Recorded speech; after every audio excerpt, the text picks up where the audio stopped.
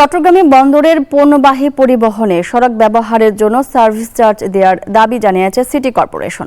Mayor বলছেন, বন্দর থেকে নেওয়া অর্থ নগরীর রাস্তাঘাট সংস্কার এবং উন্নয়নের কাজে ব্যয় করা হবে। তবে আইনের পরিবর্তন না হলে সার্ভিস দেওয়া সম্ভব নয় বলে জানিয়েছে বন্দর কর্তৃপক্ষ। সড়কের উন্নয়নের স্বার্থে সার্ভিস চার্জ চাওয়ার বিষয়টিকে যৌক্তিক হিসেবে দেখছেন নগর পরিকল্পনাবিদরা। চট্টগ্রাম শহরের বড় একটি অংশ জুড়েই বন্দর ও বন্দর সংক্রান্ত বিভিন্ন স্থাপনার অবস্থান।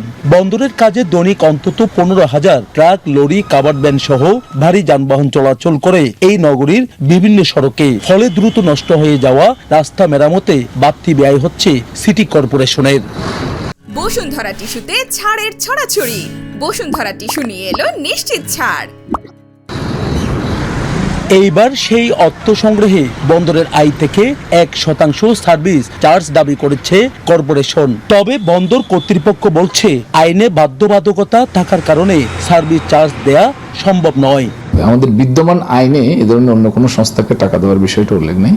যদি এরকম থাকে, আইনে যদি এটার কোনো সংশোধনী সরকার আনে, তাহলে সেটা আমরা সেই অনুযায়ী ব্যবস্থা নেব। সিটি কর্পোরেশনের সার্ভিস চার্জ চাওয়ার বিষয়টিকে যৌক্তিক বলেই মনে করেন নগর পরিকল্পনাবিদরা। সবকিছু মিলে সিটি কর্পোরেশনের এই দাবি যৌক্তিক।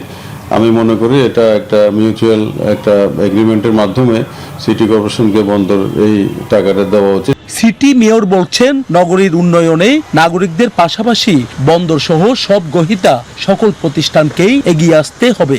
যেখানে 10 থেকে 15 টন ধারণ ক্ষমতা আমার রাস্তাগুলো, সেখানে বন্দরের গাড়ি যাচ্ছে 70 টন 80 টনের। আমার রাস্তাগুলো নষ্ট হয়ে যাচ্ছে। কাজে আমি চাই যে বন্দর রিলেটেড ইভেন কাস্টমস যেহেতু বন্দরের সাথে অত্যন্ত অঙ্গাঙ্গিভাবে জড়িত, কাজে যারাই আমাদের কাছ থেকে সার্ভিস নিচ্ছে, আমরা ওই সার্ভিসের যেটা আমাদের পাওনা, সে পাওনাটাই আমরা চাচ্ছি।